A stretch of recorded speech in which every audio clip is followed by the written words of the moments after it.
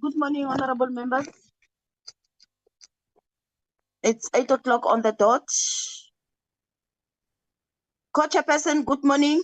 Morning. Good morning, Good Chair. morning, Chair. Good morning. It's 8 o'clock on the dot. I suggest we start, given the fact that we have a 3-line whip today at 10. So we are all expected to be there. We have a sitting at 10, so we are all expected to be there. I see in Tate Masondo, the chairperson of the National Council of Provinces. You're welcome. Yes, you're welcome, Tate. We note the apology from the speaker, but if there's anyone designated to tender the speaker's apology formally, I would then allow that. The Secretary of Parliament, you're welcome, Tate. Colleagues, you're welcome. This is our first meeting in this quarter.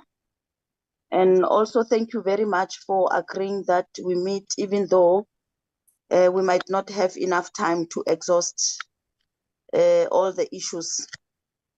It would have been bad for the committee not to have a meeting in this quarter. Having said that, Cindy and the team, you're also welcome. Please flag the agenda. Good morning, Chair. I've shared it. Can you see it now? Yes. Are there any apologies from your side, Cindy? Yes, we have received an apology from Mr. Singh and Meg Wahube, but I think Meg Wahube is in the meeting actually. Yeah, I've seen Kwarube in the meeting. Mr. Singh's apology is noted. Okay. The agenda is as follows. Colleagues, opening remarks, apologies, adoption of agenda. The agenda we have 2 agenda items. The first item, Cindy, will make it the last one. It will be the last item because it will just be for noting, nothing to discuss. Let's start with what is important so that by 9:45, at least we should be done. We have 2 agenda items, which is the briefing by Parliament on the institution's performance in the first quarter of the 2023-2024 financial year.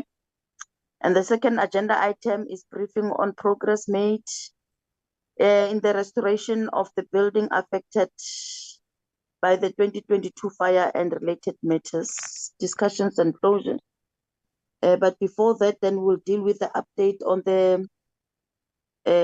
the committee study tour. All right, can we get the mover and the seconder for the adoption of the minutes? I move, Chair. Chairperson, for the adoption of the agenda. Thank you very much. Can we also get a mover and a seconder for the adoption of the apologies? I move, Chair. I second, Chairperson. Oh, thank you very much, Mayor Zakute. All right. Without any waste of time, members, let me then invite the Secretary to Parliament to take us through the first agenda item, which is the quarterly report. He will indicate if he's going to do the presentation himself or he is going to delegate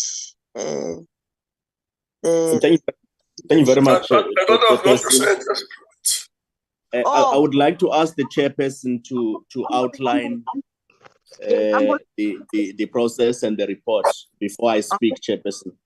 All right. Humble apologies. And Tate Masondo, let's just give you a few minutes so that you can make some reflections, and then you can immediately after that over to Mr. George. Thank you very much. Thank you very much. Indeed, Chairperson, I'm going to just make a few remarks.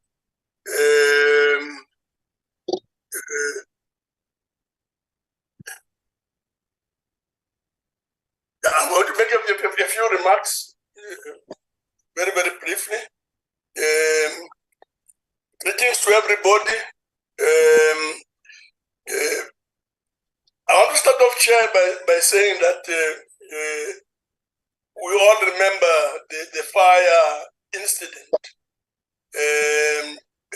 fire on Parliament, that this indeed was a negative incident that impacted negatively on the work of the legislature or Parliament broadly. The legislature or Parliament, both the NCOP and the NA, is preoccupied, as you all know, with issues of lawmaking, ensuring that government is held accountable, and it also does oversight work. It also ensures that it represents decisions appropriately. Of course, the parliament that we are in is expected to be a responsive parliament, and that, amongst others, seeks to deepen parliamentary diplomacy. But in spite of the fire incident, we have coped fairly well in that the work of Parliament has continued. The Secretary to Parliament will make a detailed presentation that will cover our plan of building Parliament, answering the question how far recording in progress.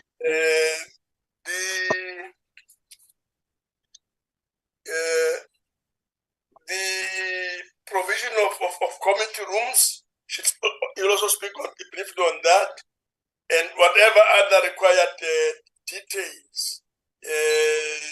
I'm sure this also relates to the whole question of performance that has been raised. The case on fire on Parliament is continuing to unfold. We end up, and the public, of course, await the outcome with some anticipation and expectation. We expect the building of Parliament to be implemented without budget escalation, done and carried out within a stipulated budget. We don't expect any compromise to quality. And lastly, that there shall be no alteration to agreed to time frames and timelines. Very briefly, that will be my opening remarks, Chair. The STP can then proceed to make the presentation as you order him to do so. Thank you.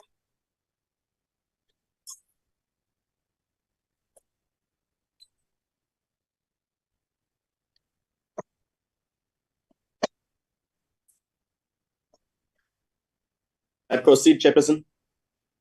Yes, Mr. George. Thank you very much, Ntate Masondo.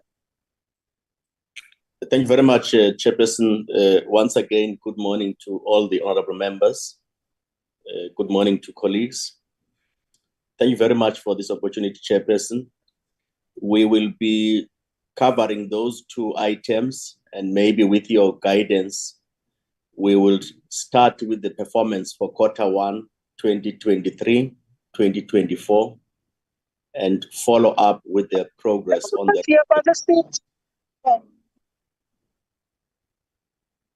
full audio. This guy's smelling like an Indian coconut. Catherine, please mute. You're interrupting with the meeting, Catherine Hendricks. Goldie won't let you stay here anymore. Catherine Hendricks! Goldie won't let you stay. Stop evicting people. I've unmuted Ms. Hendricks, Chair, sorry.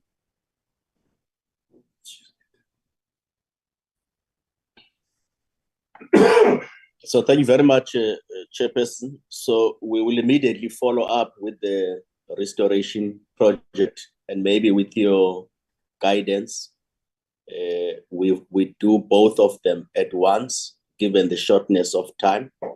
So in that sequence, starting with quarter one and thereafter come with quarter two.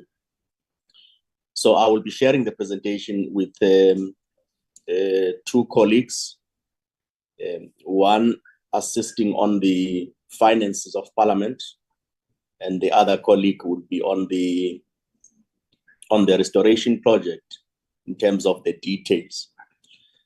Safe to say that, Chairperson, I did indicate to the Joint Standing Committee last financial year that we are starting a process guided by the Executive Authority and also reported to joint session of chairs for both houses in what we call the 7th Parliament Macro Strategy Framework. And in that report, we did indicate that we are beginning to shift the focus of reporting of performance of Parliament from activities and outputs and start focusing on outcomes and impact. Essentially, positioning Parliament to look at the areas of focus for the national development outcomes of the country around dealing with macro challenges of poverty, unemployment, inequality, and also improving the quality of governance and accountability. So those are macro framers around our work. So as we report this quarter, Chairperson, we will start indicating the areas that we will track next year when we start the new financial year in the 7th Parliament. Essentially, we will be looking at trend lines of progress on commitments that will be outlined in the medium-term strategic framework, and what are the competency areas of Parliament in regard to holding the executive to account on such areas where they've made commitment through the work of committees. And what we will be sharing, Chairperson, is insights on some of the areas where we want to track progress that can be used by any of the committees of Parliament, be it basic education, be it social development, be it water, be it roads, and. So at the priority planning of each committee begins to track and be assisted with deeper insights around data that we will collect and track, so that in each of the areas where there's oversight performed, as well as public participation outreach, then Parliament is assisted by data.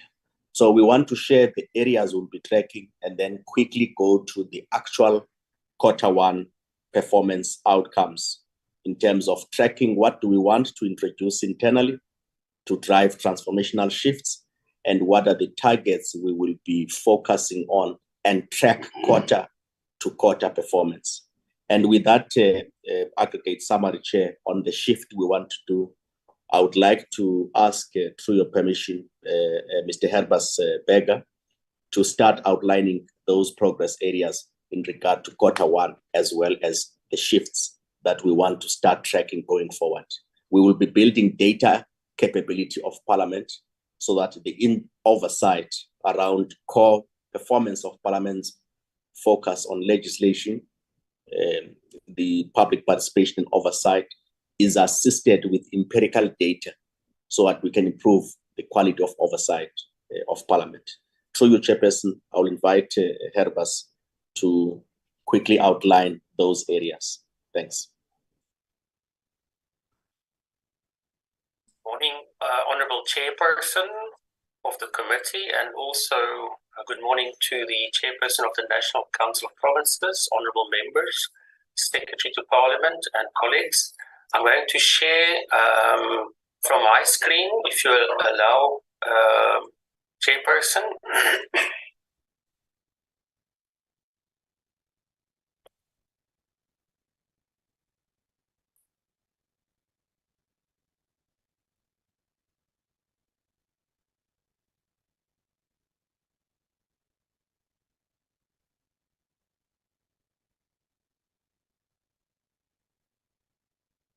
Can I just confirm that the presentation is being shared?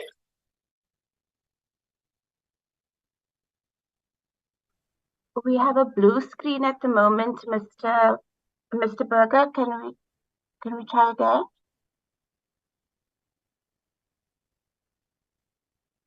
Thank you. Cindy, if you have the presentation, please assist. Yes, I will, Chair. Yeah, just do that. Can we? Okay, let's see. All right, Okay. it's fine now. Sure. Remember, we have time constraints. Thank you, Chairperson. Indeed, I'm going to not use all the slides. The report, the slides will be talking to the first quarterly report for the 2023-24 financial year, and bearing in mind the introduction by the Chairperson and also the Secretary of Parliament, I'm going to note the highlights, and I will fit this in for the 10 minutes that you've provided for us. Due to that, Chairperson, I will skip a few slides. Nonetheless, we'll touch on the most important things and the content of the report. I'm going to not do the purpose of the quarterly report. I'm going to look at the planned improvements going forward for our reporting framework, and then we're going to go straight to the performance for quarter one, and at the expenditure issue, which we will handle. I'm going to ask the CFO, Mr. O'Hara, just to make the comments on the slides applicable.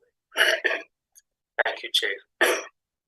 As I've mentioned, I'm going to jump over the purpose, but I think you are familiar about the purpose of the quarterly report for oversight and accountability purposes, and of course it aligns to Section 52 of the Act.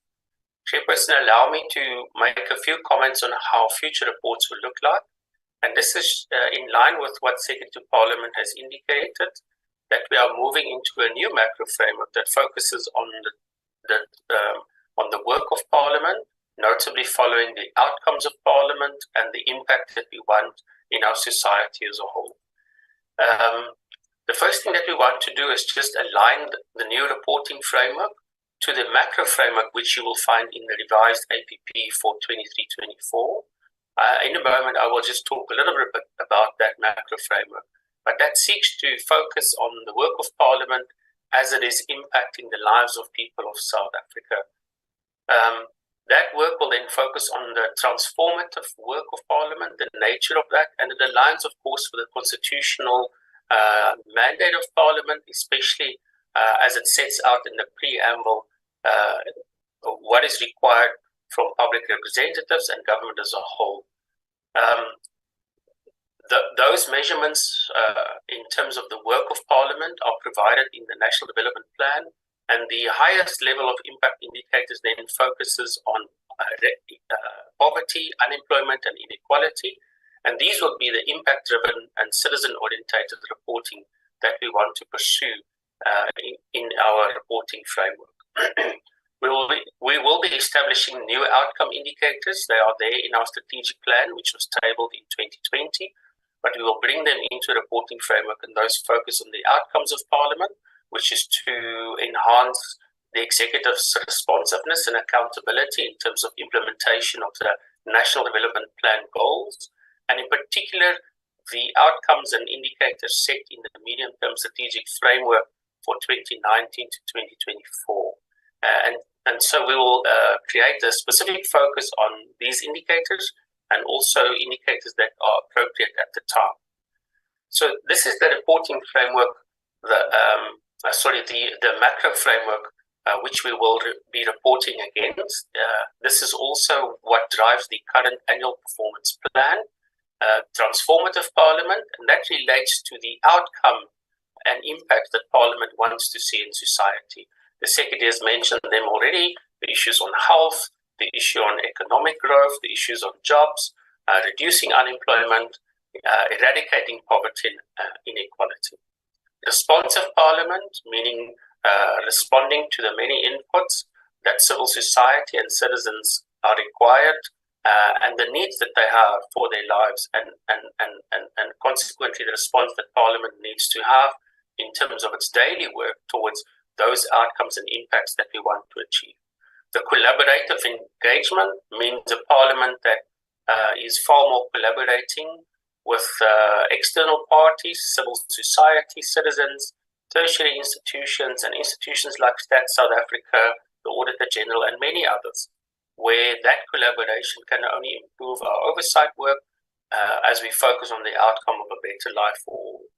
And then, of course, a bit more, we're going to focus on effective stakeholder engagement, so that the various segments of stakeholders that may have different needs, that we also take that. All of those themes that are in the new macro framework for our annual performance plan, that will need a foundation of operational excellence within our processes, our systems, our information flows, our skills, and how we conduct ourselves as professional employees and officials in Parliament.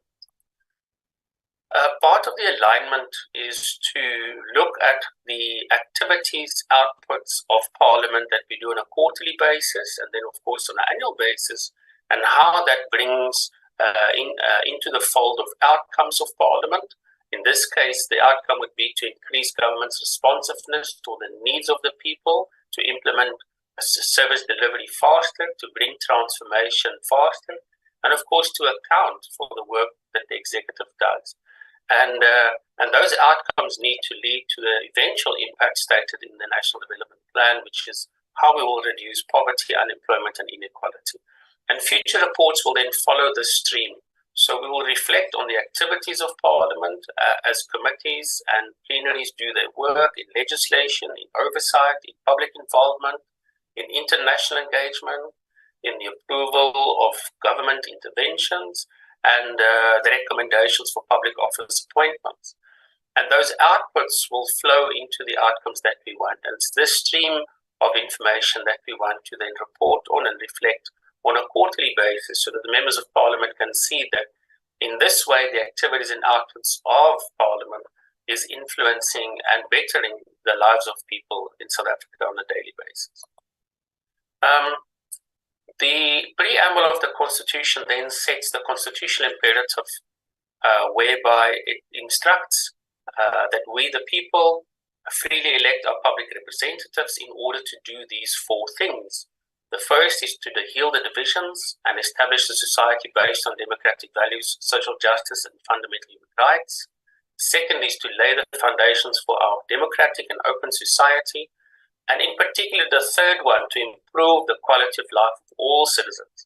And it's that part that then infuses into the National Development Plan and the medium-term strategic framework, and it unpacks the many impacts and outcomes that we want to achieve in order to improve quality of life.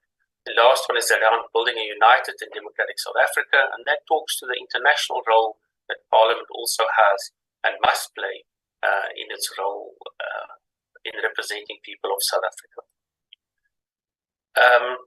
So in a few minutes here, we just want to highlight some of the indicators. I'm going to skip over a number of these more detailed slides, and when time permits in future, we can look at them. But there are indicators that will be very helpful on the outcome and impact level on measuring quality of life that we want to include and measure in future quarters, so that we can see and align the work of Parliament towards these outcomes and impacts that we want to see. There might be oversight priority indicators from time to time, like in the current environment, the issues of life expectancy that went down because of the COVID pandemic in the last 2 or 3 years. We have the issue of education, and in this case, you will see the no-fee schools in terms of the matric rate. So there are from time to time topical and thematic areas that we want to focus on, apart from many of the other outcome indicators that are available. There are also key development trends that we want to include: the issue of urbanization and how the metros are growing, and the issue of how we are growing in terms of our populations in Africa and where we will be in the future.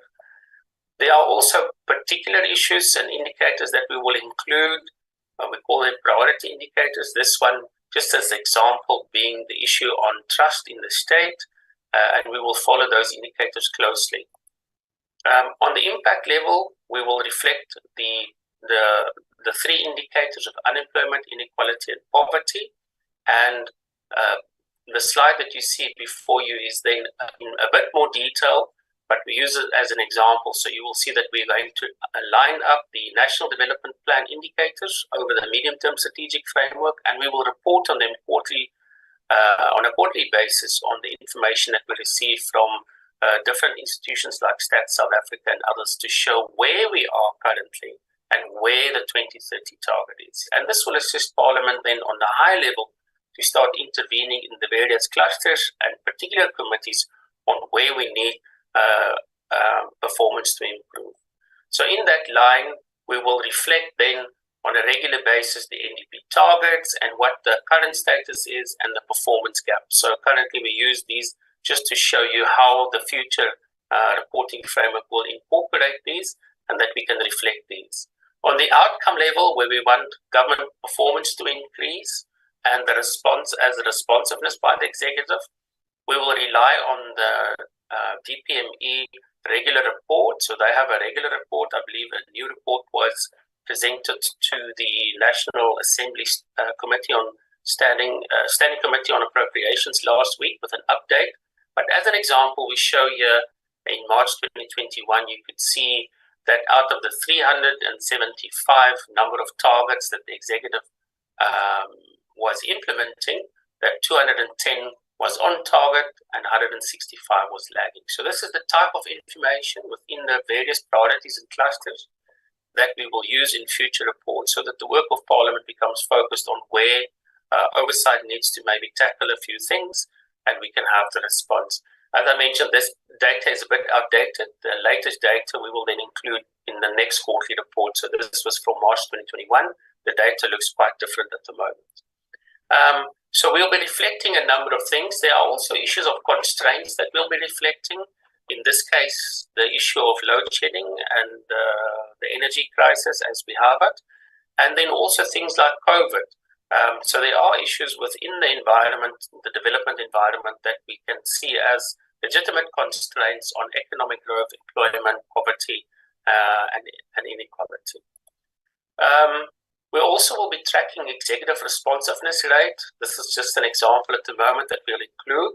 This is the responsiveness on questions and replies in Parliament.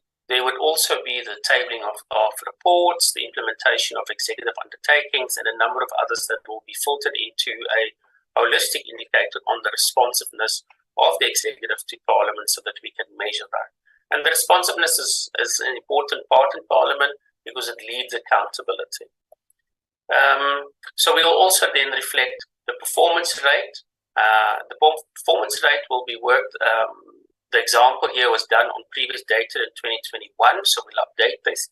Performance rate of the executive, we will track that, which is the number of outputs implemented as planned in the APPs tabled in Parliament, including the financial performance, the in-year performance as we receive those reports in Parliament. And of course, I've explained the responsiveness rate. And between these two indicators, Parliament will get a good idea of what is the state of performance of the executive.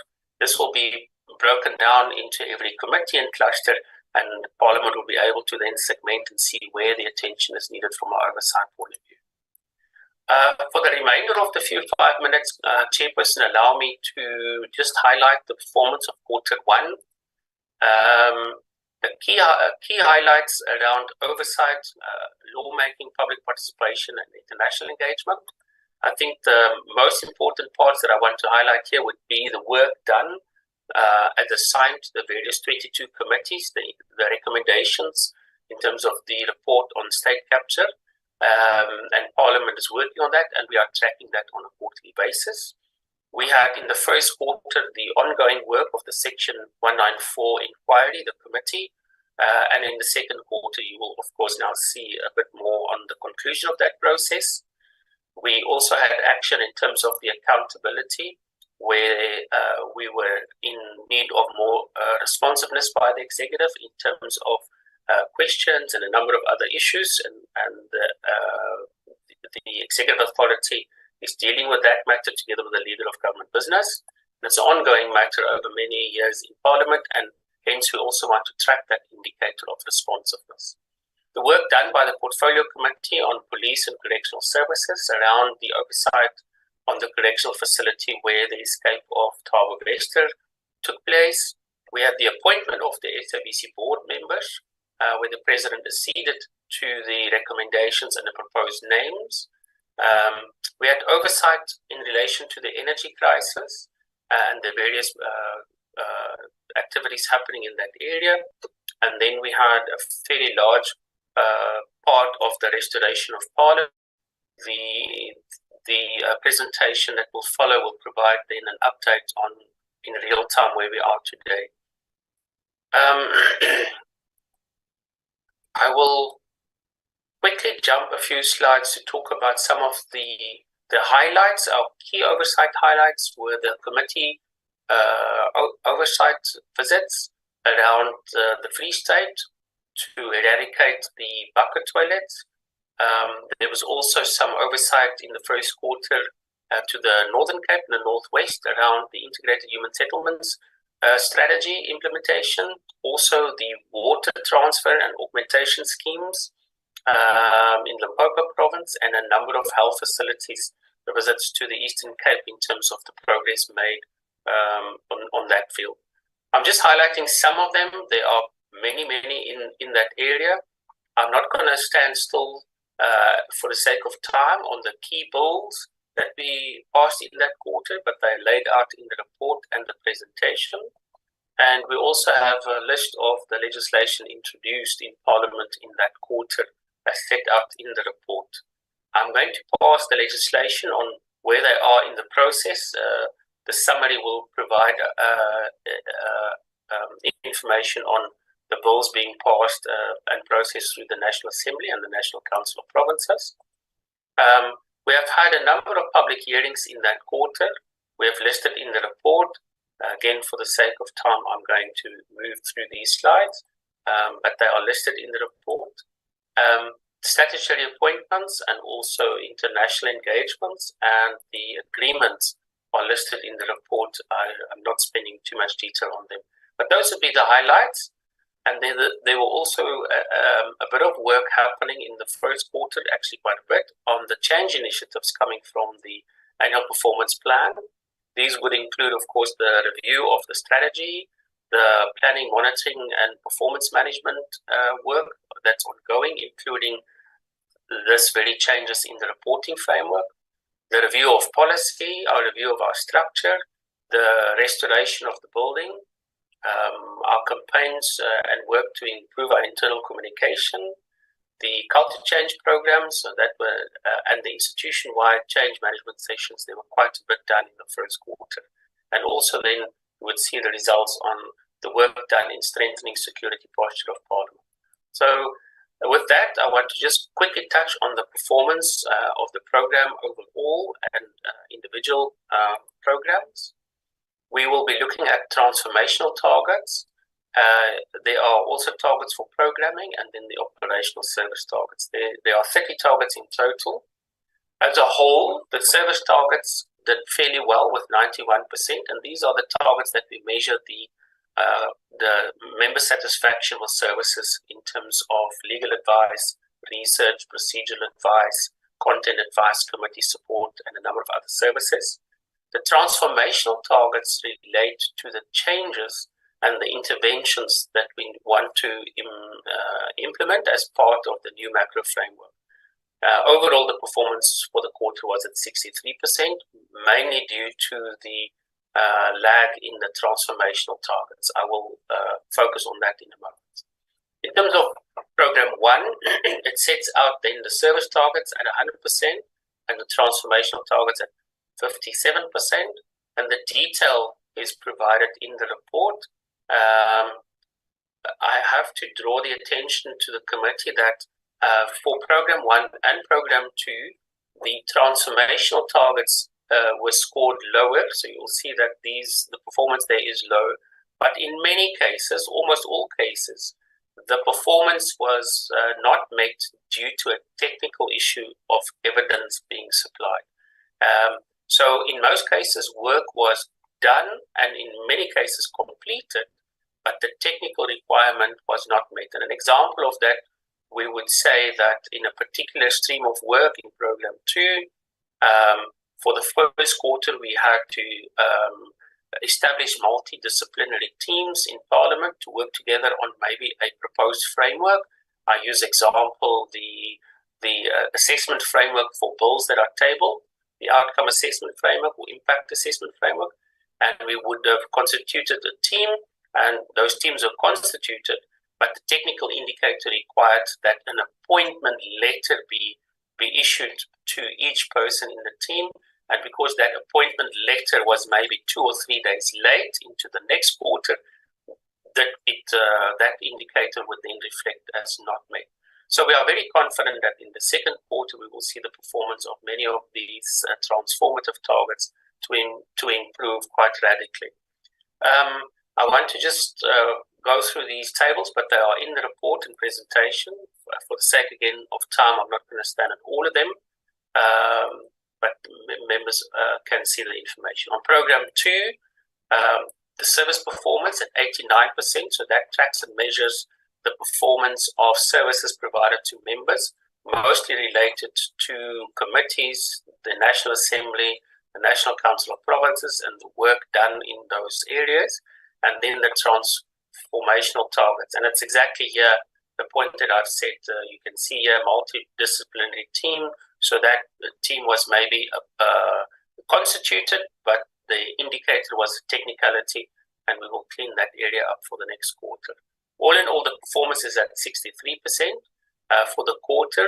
The secretary had review sessions with each branch held in August in order to look at issues that needs attention and how the performance gap will be closed. And the management team members are taking action at the moment as we speak on those issues.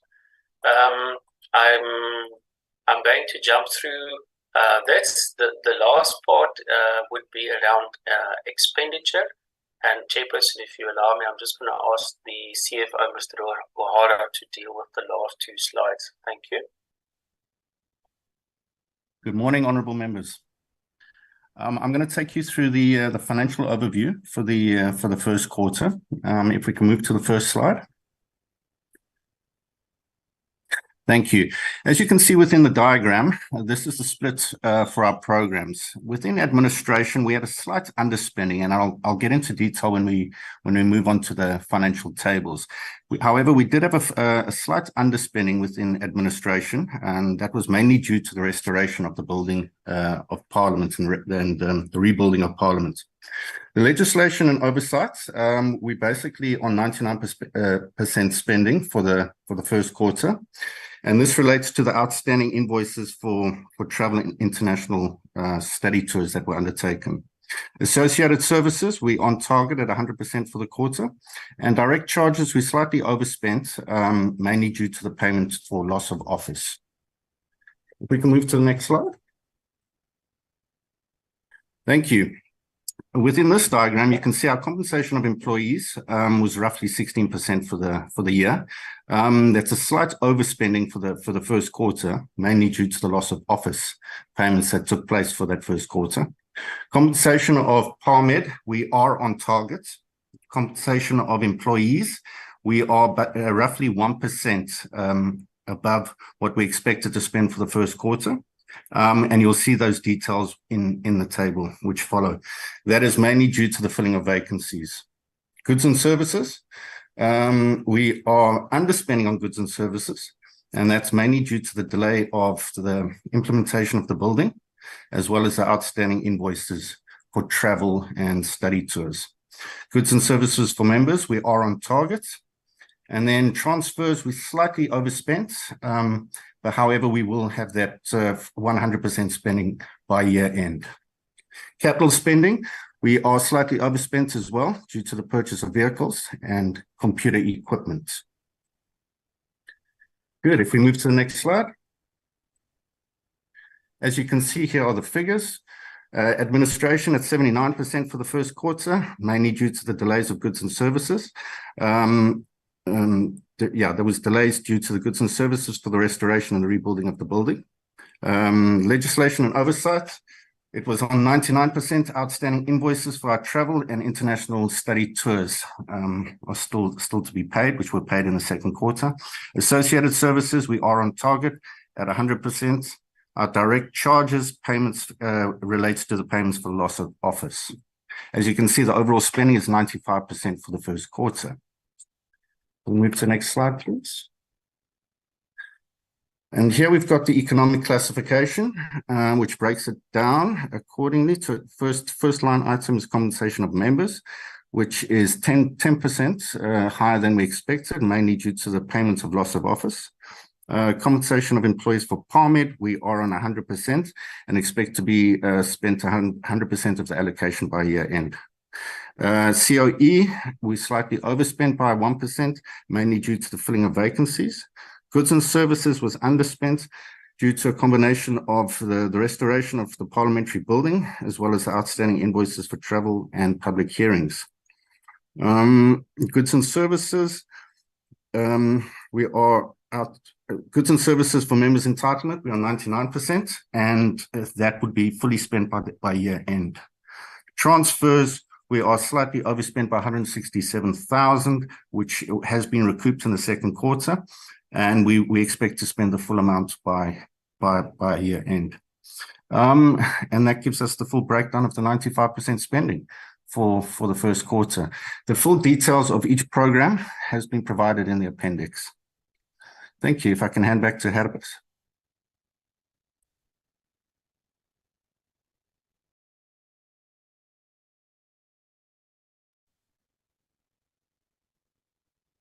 Thank you, Chairperson. I think there's more detail, but that is the main parts that we wanted to touch in the presentation. And that concludes the report is before the committee for adoption, and also for the committee to note the changes in the reporting framework going forward to include the outcomes of Parliament and the impacts as we track those deliverables in the National Development Plan. Thank you very much.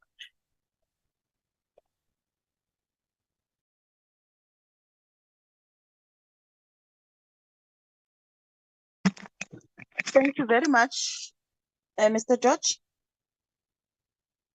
Thank you very much, Chairperson. That's our summary for the quarter, and on those areas where we have emphasized that transformational targets are lacking on that quarter, is essentially within the nature of driving those. They would impact across quarters, and we will begin to see growth and improvement as we report the end of September Q2 report. So we're fairly confident that we are moving in the right direction, and we will fix the areas where potentially there is underspending focus areas.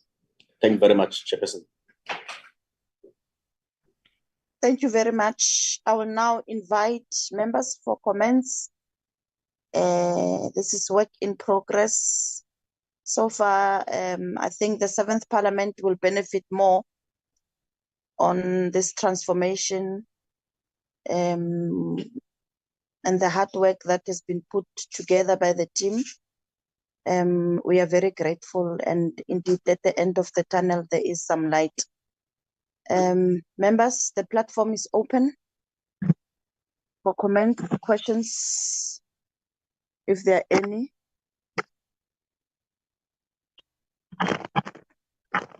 Okay, none. Can we? Oh, okay. I see member Khwarube. I see member Tim, member Umpile. Yeah, those are the 3 hands for now. In that order. Chair, mine is just a process a question where I thought we were going to take the 2 presentations together and then perhaps ask questions, since we only have an hour. I don't know what your view is. Let's just engage, and then because we've already opened, let's just engage, and then we spend the next hour for the last presentation. All right, I'll allow my other colleagues to ask the questions. I'll come in third. Thanks. Okay. All right. Member Tim? Thank you, Chairperson. Chairperson, my questions are limited just to the presentation, Chairperson, and I have read through the report, the first report we received, which was received in PDF format, so not this PowerPoint. The one thing I picked up a couple of, just in terms of the performance of Parliament. So there are a couple of things I just want to raise. And I'm glad that Untitled Masondo is here, so he can also respond to this perhaps. But I noticed that 76% of the NA questions and only 76% and only 80% of the NA questions and NCOP questions were answered. That's a total of 352 questions, written questions that were unanswered. So my first question is what is the Speaker and the Chair of the NCOP going to do about that? That's a lot of time spent by members of Parliament fashioning, putting together, proper, good written questions to the executive, and 352 of them have simply just been ignored. The next question, that's from page 17 of the original report we received, the quarterly report. On page 18, we've got the Zondo Commission implementation. Now, to my understanding, there's been no actual implementation of any of the Zondo Commission suggestions to Parliament. I may be wrong, but I'd like to see if there's been any actual implementation rather than talk about implementation. The report refers to a lot of talking and planning and committees about implementation, but no actual implementation of those Zondo Commission proposals. Then I'd just like to remind the authors of that original report that there are two houses in Parliament.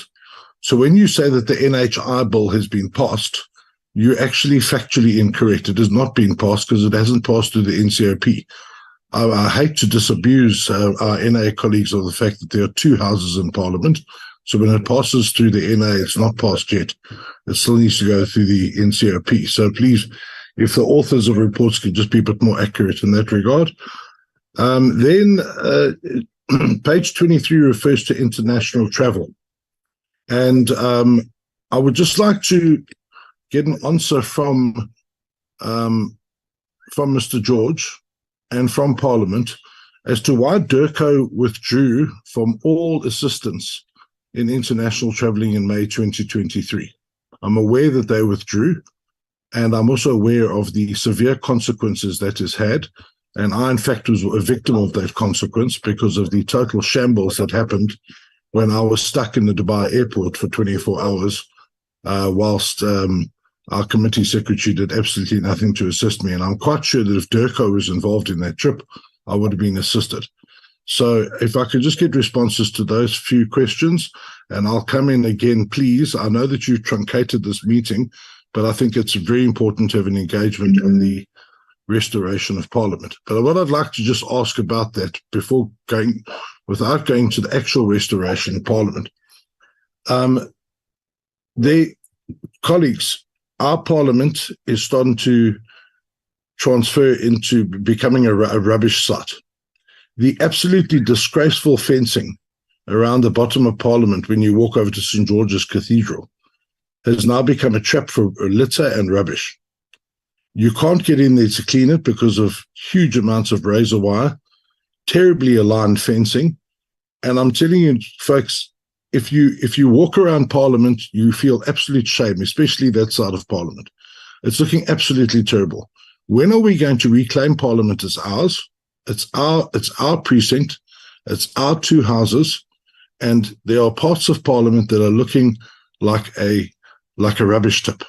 If you go around the southern end of Parliament, where I work, the NCOP building, the gardens are not maintained.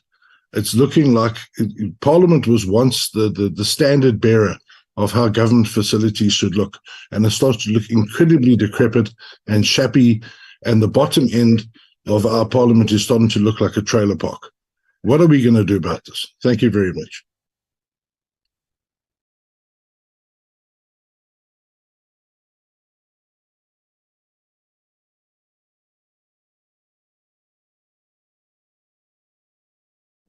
Chair. Yes. I guess it's my turn. Yes, Mpile, yeah, it's your turn. Okay. No, thank you very much, Chair, and greetings to the colleagues. Chair, we welcome the proposed new way of reporting. We welcome the presentation. But what is missing, Chair, for me is how is this going to be achieved? What tools are going to be used to achieve such magnitude of data that the team will need to analyze and to translate into information, usable information? And that's number one. So what do you need to do? Are you going to be partnering with some institutions that are data-driven, research-driven, and all that to achieve all this? Or how is it going to work? Are you going to be needing more resources in terms of human capital, or you've already factored that into this whole thing? Because it's nice to have a well-documented strategy or plan, but it's missing that final link of how exactly is this going to be executed. Number two, us as the members of parliament, our primary role is to hold the executive accountable. Now, we welcome the fact that, you say in the new reporting, you'll be able to evaluate access to electricity as an example.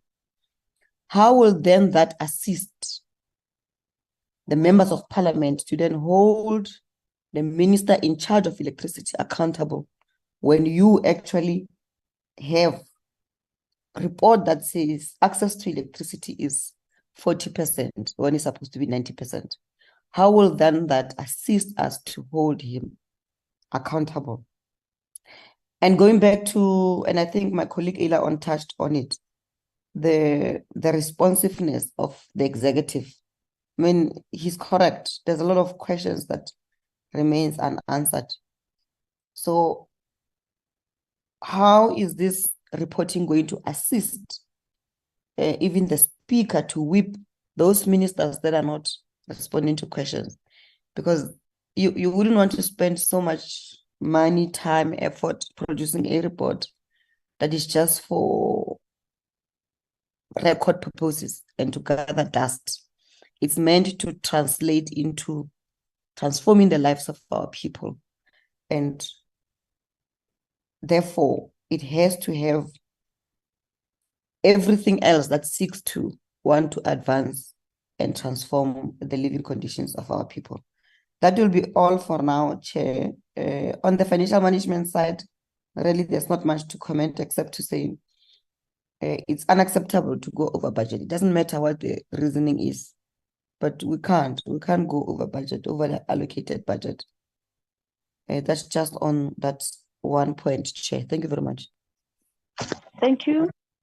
Member Taiso, followed by Member Takude.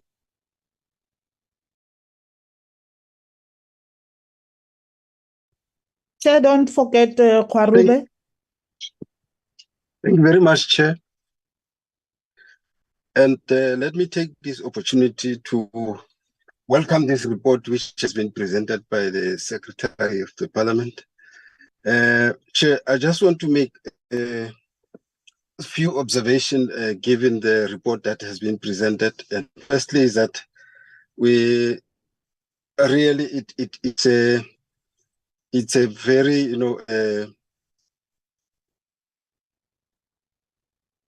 it is highly appreciated that there is now a shift in as far as, the way of reporting has been reorientated.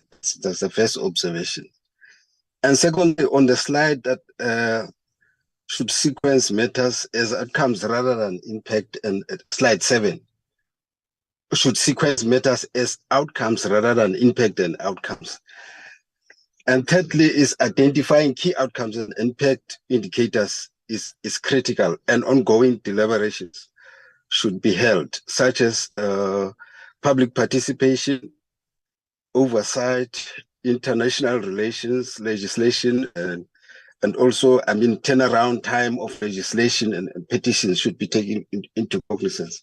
The institution has struggled as an observation to progress in key areas which relate to strengthening the mandate and the effect of the parliament, such as oversight, priority model, broadcasting, and the outcome indicator dashboard, which the institution can still meet within the financial year. Now, my question is, what are the key impact areas of parliament as prescribed by the Constitution, especially Section 42, 3 and 4 of the Constitution?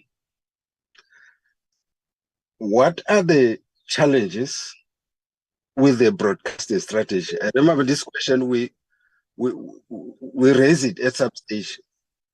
So we raised it at some stage, but we still want to get, you know, we wish that the report also could have, you know, run through that. So have all targets for July appointments met, which has been reported as a reason for variation in performance?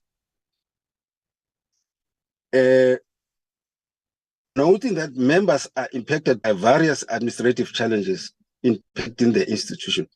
My question is the experience of the STP on the efficiency of the administration of parliament, and what measures are required to enhance it? Last question on this.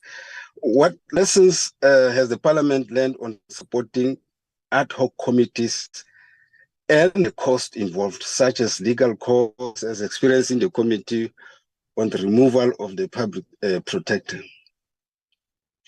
So on the restoration of the parliament,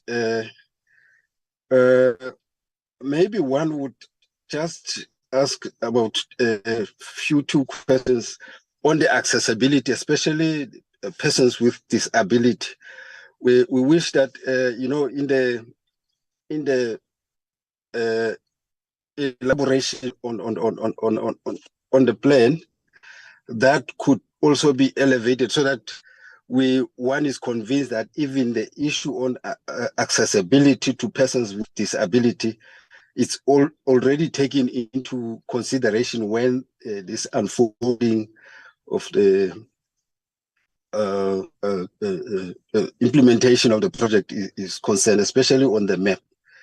We wish that it should also reflect, maybe one is unable to read that, but on the map, perhaps the STP can indicate how is it being accommodated so that we don't fall to the trap where we are to be taken aback by the Department of Labor to say, no, this and this and that and that.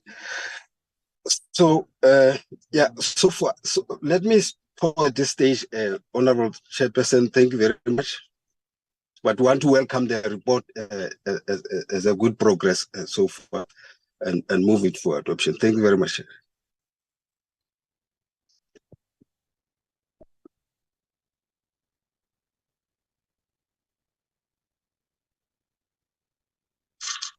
Member Dlakude?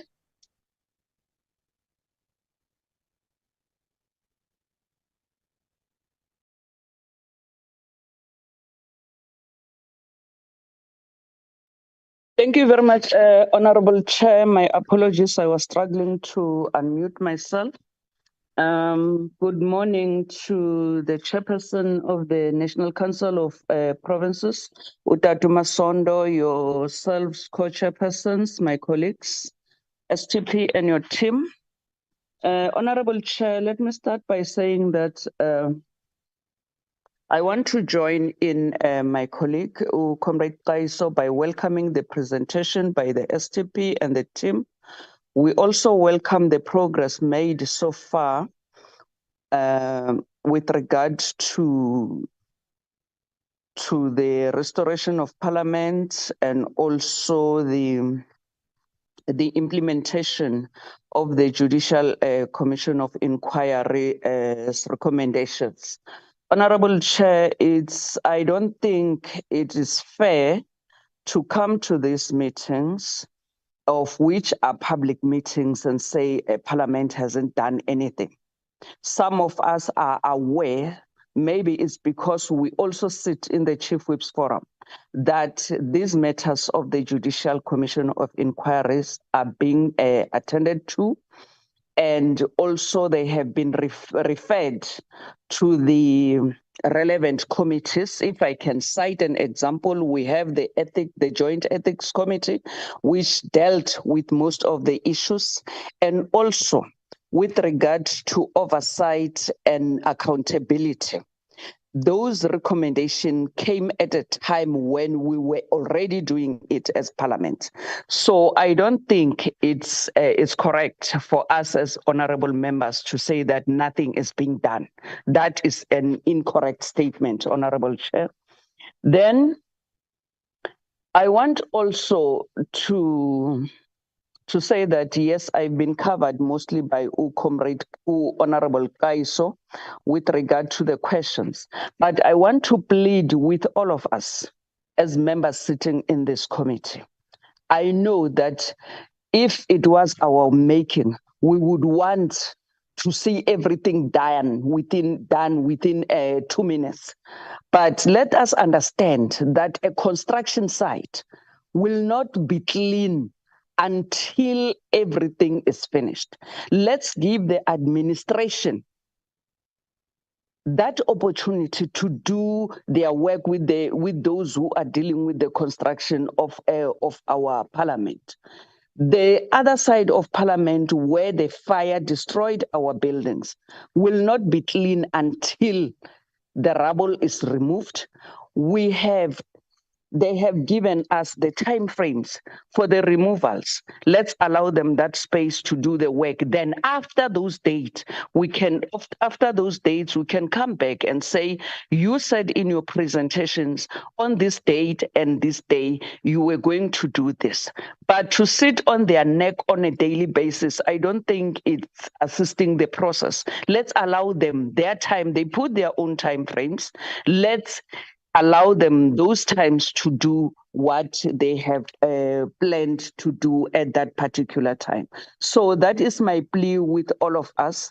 Then I want to agree with Honorable Tim with regard to the traveling of members, STP and your team through you, Honorable Chairperson. Sometimes members are being frustrated. I think those traveling agencies that book for members, those traveling agencies must be followed up, must be monitored, because sometimes they will choose routes which are unreasonable for members when they travel. And also the transit, members will sit in those airports for more than 9 hours, sitting just there on those couches, which sometimes are not comfortable. We know that those lounges, like in your Dubai or any other airport, which is a busy airport, they are always full. So sitting for 9 hours for you to connect to your next destination is really not comfortable for members. I think they sometimes choose those long routes because they get commission for that. That particular area needs to be monitored.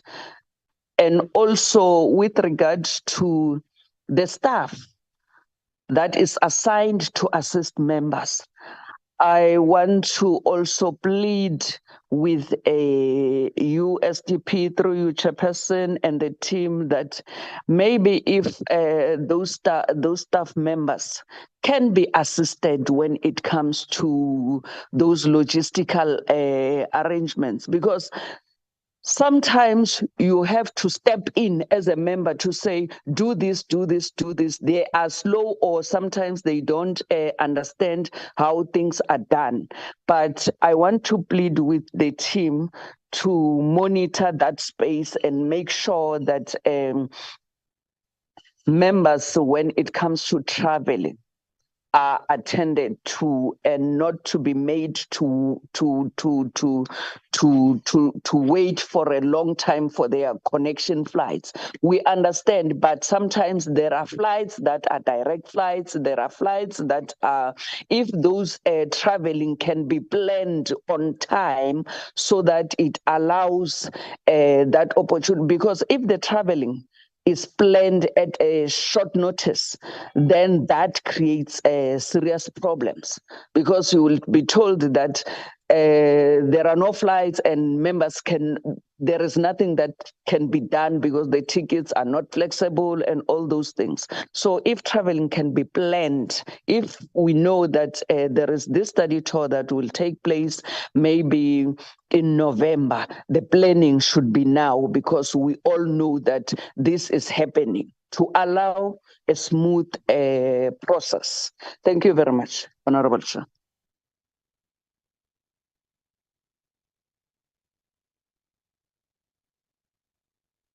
Thank you very much, members. Am I leaving anyone? Cindy? Yes, Chair, I've got my hand up. Oh, yes, yes, you did indicate that you'll come later. All It's your turn. Thank you very much. Thanks. Thank you very much, Chairperson, and to the administration. I want to state out front that I am very impressed with the linking of the substantive outcomes of Parliament to the reporting. I think it is a move in the right direction, and I think it will probably be perfected as we go along. But you know, I think the fact that we are seeing what Parliament is meant to be doing as the key outcomes of these reports is important. Otherwise, you know, then we are just seeing a tick box exercise. And so, you know, I think that is a step in the right direction, and I look forward to that process being smoothed out. A number of questions then. We're also welcoming the reports of filling of critical posts. I think a couple of weeks ago we saw that the head of security in Parliament was appointed.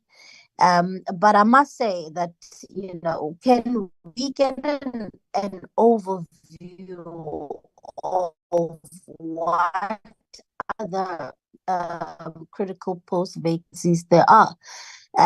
Because we don't know what other posts still need to be filled. And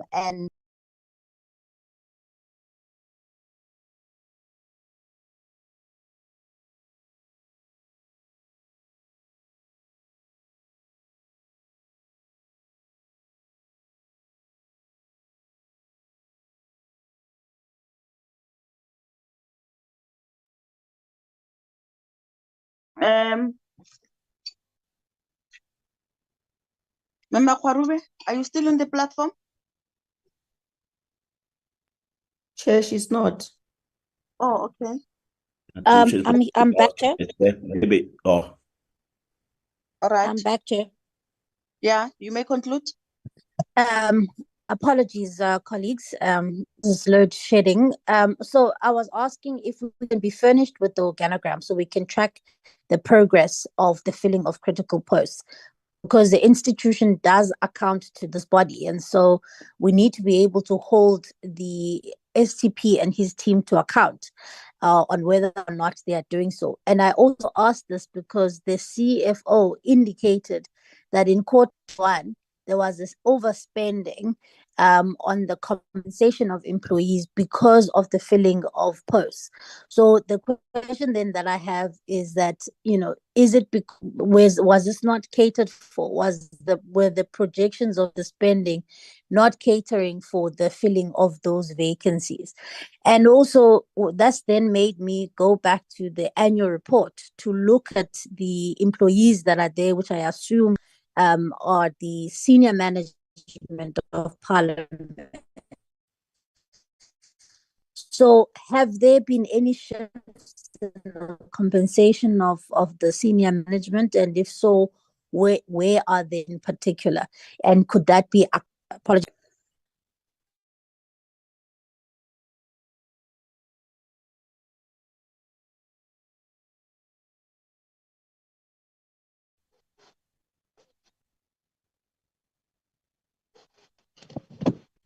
We lost you again. I'm done, Maybe. Chair. I Okay. concluded. All right. Sure. Yes, Yeah. but, you may come in. Okay. Thank you, Chair. Can I come in before Honorable Yes. Khader? Yes, Thank you very much, Chair. I think I'm also suffering from the issue of a load shedding at Laboria Park. Might also be kicked out. The point I just wanted, a few issues there I wanted to check. The first one with regard to the development trends. My question would be, to what extent does the division of revenue have an impact on the development trends? There has always been, though I don't know whether maybe at a level of the Speakers Forum, it has been raised, the frustration from the provinces, and this has been also raised by the former chairperson of president of SALGA, who is now the Minister of COCTA, the frustration with the division of revenue. What I would like to find out, perhaps from the leadership, Steve here also with his experience in SALGA, the impact, what impact or negative impact does the current division of revenue has on development trends. The second point I want to check, there's this complaint around the issue of the national study tours. I'm just trying to check with regard to the survey. How does it come out in terms of the survey, so that members, when they are asked to comment on the satisfaction, they are also able to raise the issues that they have with regard to the issues of international study tours. But this should also be linked to what extent can we, without waiting for the seventh term, have the issue of the real-time survey on satisfaction of members around the areas that have been identified can be done now without waiting for the seventh Parliament. The last point also is on issue that was raised by Honorable Faiso with regard to the broadcasting strategy. In the report, it say that the reason why this has not been carried out is because of the issue of the broadcasting bill that is still to be amended. My question, therefore, would be, what is the problem with the current bill in terms of the strategy of Parliament? Why can't we use the current Act of 2002 to develop a strategy, and then it can then improve once the bill is passed by Parliament? Thank you so much.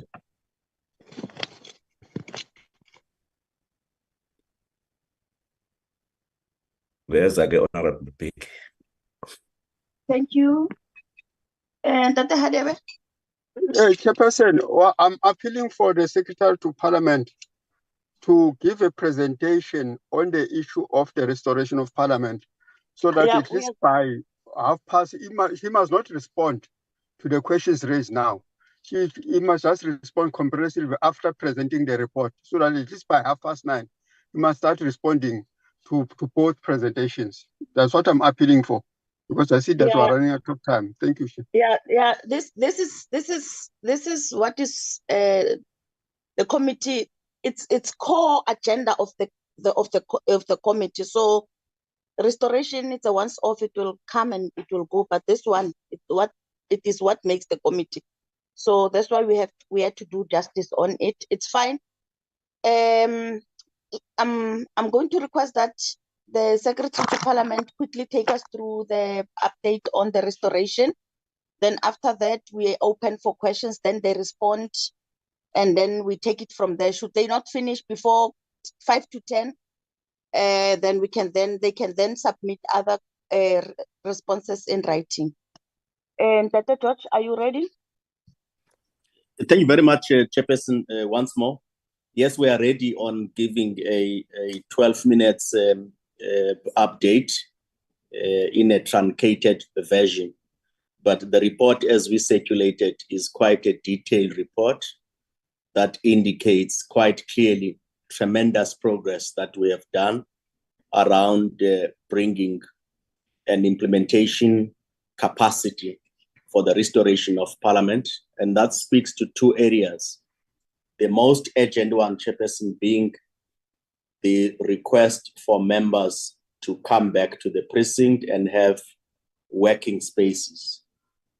We have reported several times that we are running short of about 204 offices for members. And we have started prioritizing provisioning members within the precinct and made adjustment in our buildings. And of particular focus, Chairperson, is that in the 90 Plain Street, we have identified 4th and 5th floor to provide spaces for members as a first delivery. So for this quarter, we have concluded that work, and we have now completed 155 offices. We are running short of about 54 offices to be able to solution offices of all members.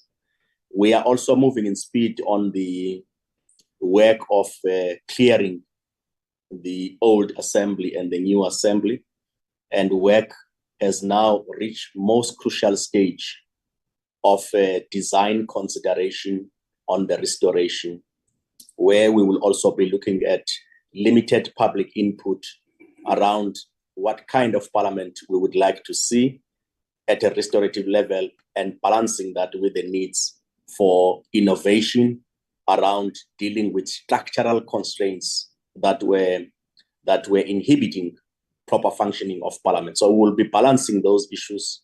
And this week we convened a multidisciplinary team of architects and engineers that have started receiving a brief around the concept design considerations around reconstructing Parliament. So it's reaching a critical milestone.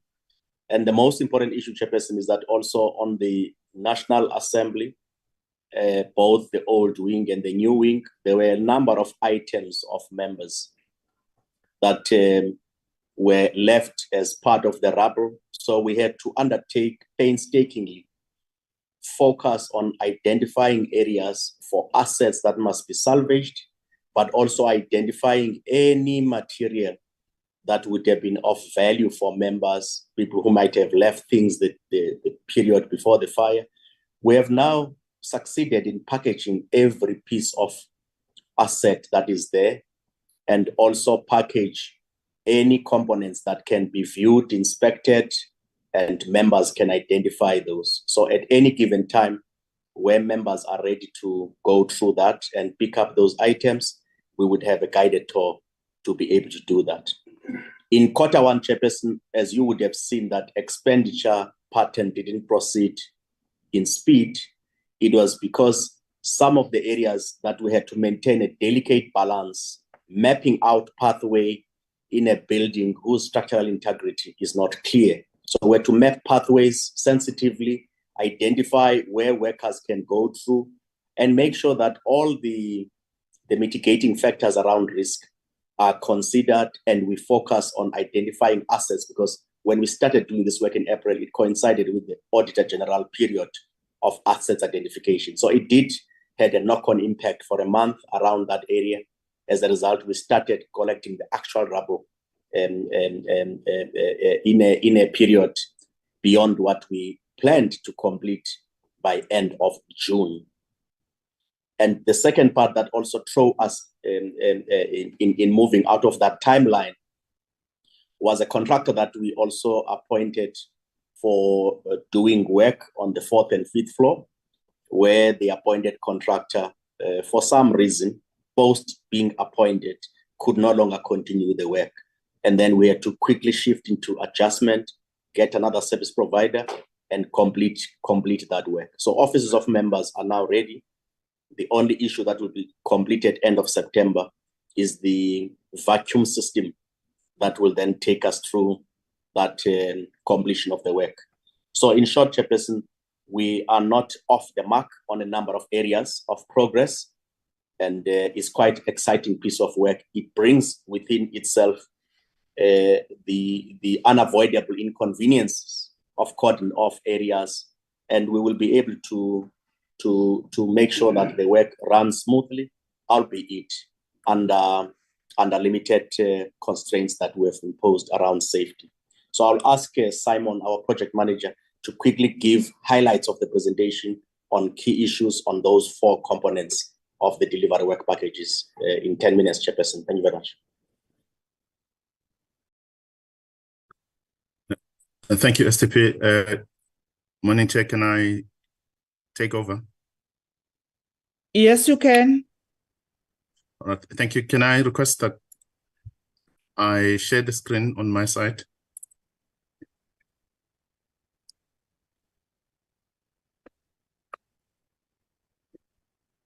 Thank you, Chair.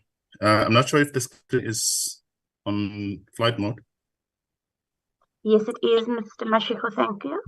All right, thank you so much. Maybe before I start, just that we don't lose important points for the sake of accountability. There was an issue raised about the unsightliness of the precinct in terms of the litter in the precinct, and also the fence that is an eyesore. I think just to note that it relates to an error outside the working space of rubble removal. But we've noted that and we accept criticism because it's an error that we are working jointly with DPWI. And if there's any issue that is raised by a member, we'll note that, and then we'll work together with DPWI to address those issues in terms of maintenance and littering within the precinct. It's just safe to say that DPWI is also working on installing a new fence within the precinct itself and raising the fence to address security issues. And that will get rid of the razor wire that the member was making reference to. So all these issues we accept, and then we accept criticism, and then we'll work together with our colleagues from DPWI to address the issues.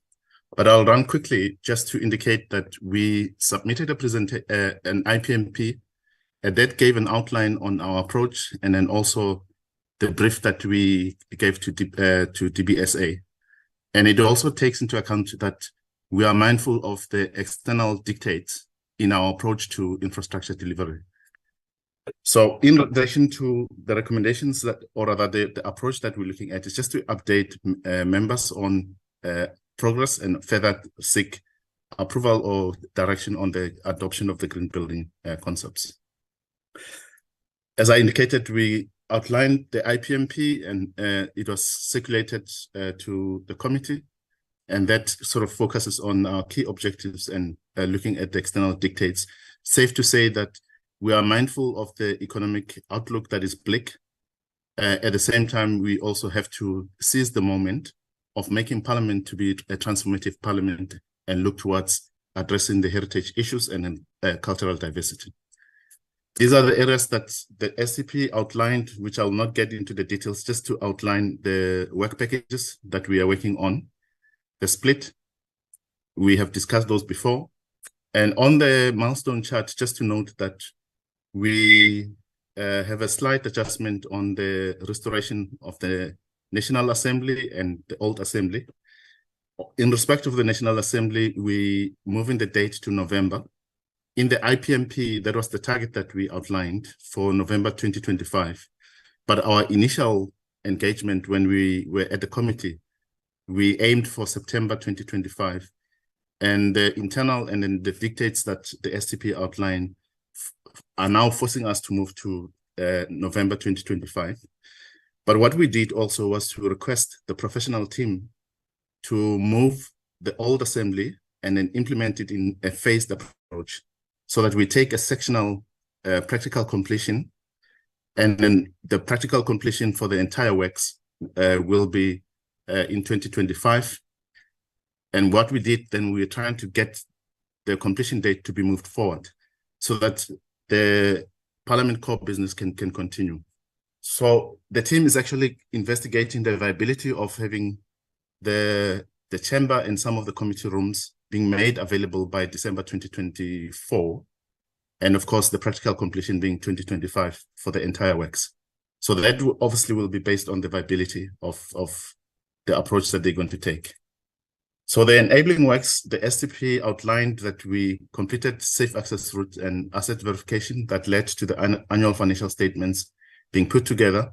But the 3D scanning, what it actually does now is to allow the professional team to work from the same platform so that the design work is actually at real time and that no one professional has to wait for another to complete the designs. So that is actually going to assist in speeding up the design process and that we get to the outcomes that we have outlined. So getting straight into the reconfiguration of the fourth and the fifth floor, which is about providing 155 offices. The STP outlined that we completed those offices. Of course, we had to shift our start date to the 17th of July because we had a challenge, as the STP explained, of the original contractor having withdrawn. With the 17th of July start, the planned completion date was the 24th of August, but that was affected by the taxi strike and the contractor ended up reaching completion on the 3rd of September. So those offices are ready, and of those offices, 95 of them are fully finished. And then the last I'll explain on the beneficial occupation plan. Of course, the expenditure there was 33.6 million within a space of 5 weeks. And if one has to take into consideration, it had a multiplier effect in terms of the government expenditure, but also that the local businesses benefited from the consumption, as we had staff or the laborers that were engaged on the project having consuming items from the local shops. So just for context, what we did was to try to live to the expectation of a prestige facility. And of course, in terms of the norms of DPWI, a prestige facility must have finishes that are of higher standards.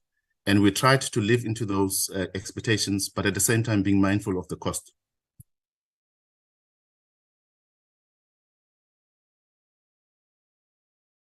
And presentable. And of course, after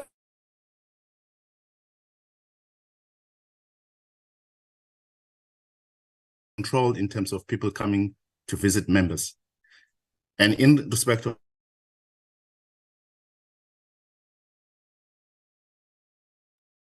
Mr. Mashiru, are you experiencing activity problem? You're cutting off. Can you hear me, Chair? Yeah, Yes, now we sir. can. Thank you.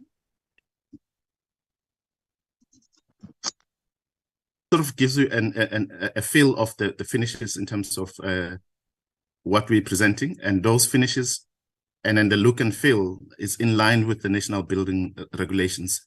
Of course,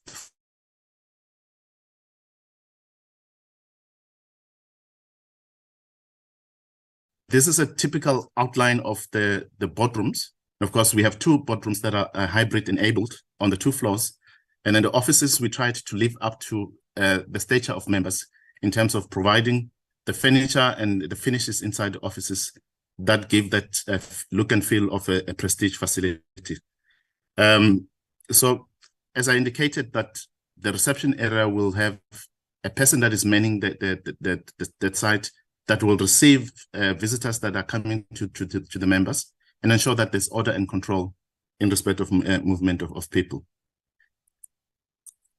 So in relation to other areas, we have provided spaces that are compliant with national building regulations for internal offices, that in case there's an emergency, that it's easy for members to be able to evacuate the buildings.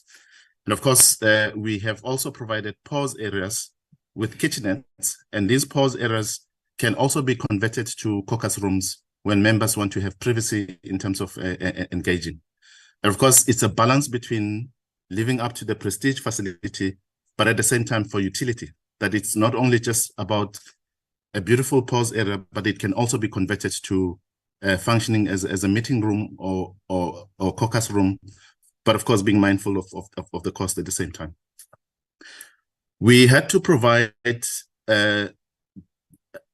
sign language studios and interpretation booths because we took the floor plate where the sign language studios and interpretation booths were on the 4th floor, and we used that space to provide offices for members.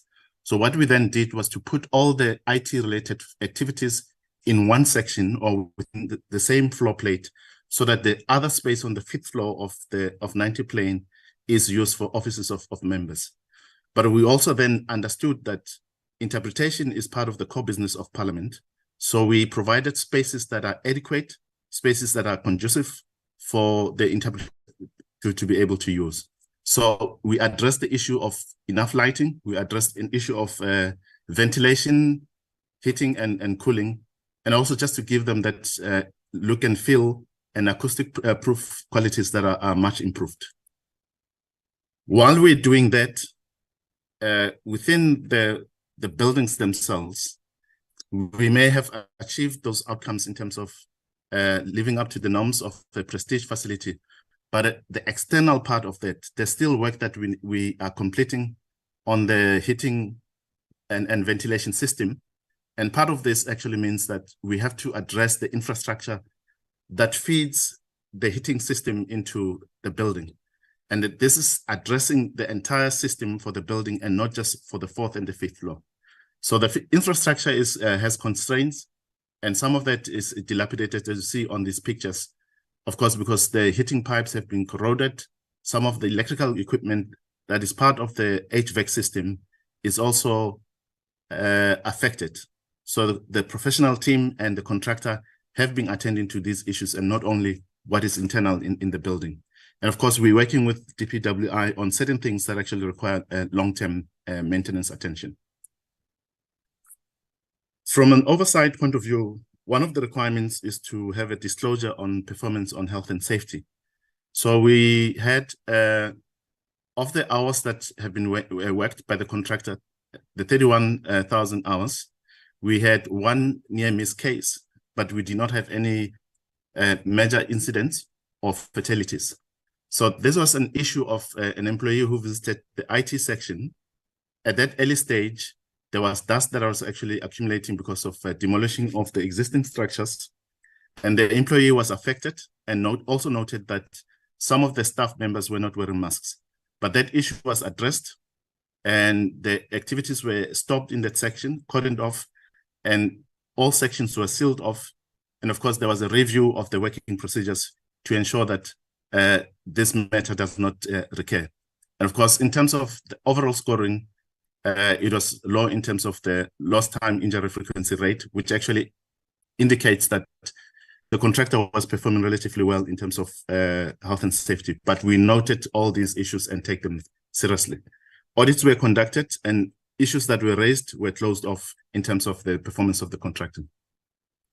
From an empowerment point of view, we created 252 jobs on the reconfiguration of the 4th and the 5th floor. Although we accept that those were short-term contracts, obviously ran between July and August. And of those, the split is as outlined. Safe to say that there was a better performance in terms of youth, noting that there's about 38% in terms of performance on youth, but then we did not do well in terms of females in overall, against the expected target of 55%. we were sitting at about 4% in terms of females, and we accept that we can improve on other projects. Of course, in terms of split in relation to racial groups, the split just for Blacks in terms of Africans, it was 46%, but in overall Blacks with coloreds as the category of the disadvantaged individuals, we're sitting at 91%. In relation to the actual contracting itself, the main contractor, Power Construction, demographic profile is white. And of course, the contract sum is 66 million. And of course, of that, 36% of that subcontracting went to the local subcontractors. And in terms of the split, the Black and colored accounted for 61% in terms of the subcontracting arrangements. For the floors, maybe quickly to say that the 4th floor has 103 offices. The 5th floor only has 52 offices. As I explained, that half of the floor is IT, including the interpretation booths. Of course, there's also other facilities like the boardrooms and pause areas. The STP explained that we had a shortfall immediately after the fire of 209 offices. And of course, this table shows that the members that were affected after the fire, and of that, only 70 was provided in terms of offices on the 6th floor. And of course, it meant that there was a shortfall of 209 after the fire.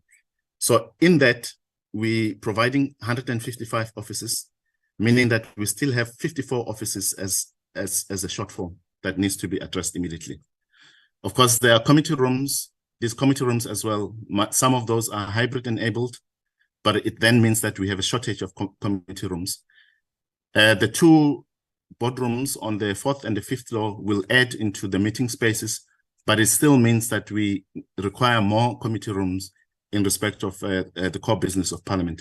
And we're working with DPWI to get access to other floors so that we can speed up the work in terms of providing committee rooms. At the same time, I explained that we are trying to have a phased approach on the old assembly so that we can open up access to the committee rooms as well. So the plan for beneficial occupation, maybe just to indicate that largely by the 29th of September, all offices will be ready for occupation with all the furniture that is required. And we're working with household services to allocate spaces for members. Of course, there's also a requirement for consultation with the chief whips in respect of who's going to occupy which office, of course, and in terms of the size, that who will take smaller offices and who will take the bigger offices. So coming to rubble removal, the scope was obviously removal of rubble, recovery of furniture, personal items, and of course, temporary roof, and then repairs to columns. Just to indicate that we're sitting at 40% in overall, as at the 15th of September. And on that 40%, there's work that also has been taking place in respect of movement of personal items, and those have been moved to Hope Street parking and assisting members to recover the documents, and whatever that is not required or wanted by members, we will assist in terms of shredding so that sensitive information is protected. But the process is ongoing, and then I'll explain in terms of the details. On rubble removal, we removed 70 cubes from the old assembly 2nd floor, and the new assembly, 160 cubes was moved in terms of rubble. And then 45% of the documents have been removed out of the 4,500 boxes that we have put together or pulled from respective offices.